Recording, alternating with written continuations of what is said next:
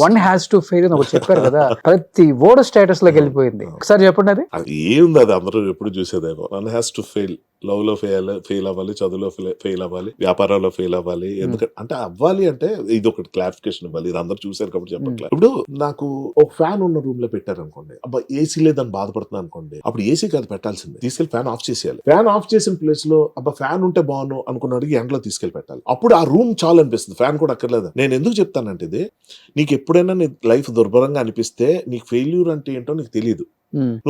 నువ్వు ఉన్న పొజిషన్ కన్నా ఒక స్టెప్ కిందకి వెళ్తే నీకు అర్థం అవుద్ది. అవును, 100 కోట్లు కొట్టలేదు ఎందుకు అన్నోడికి అసలు రూపాయి కూడా కలెక్ట్ చేయని సినిమా తీయాల్సి వస్తే ఏంటి పరిస్థితి. సో ఎప్పుడైనా కూడా ఒక అడుగు వెనక్కేసి ఆలోచించి ఎందుకు ఇది చెప్తామంటే, ఎండ్ ఆఫ్ ది డే మన జీవితం మనం ఎంజాయ్ చేయాలి కదా రోషన్.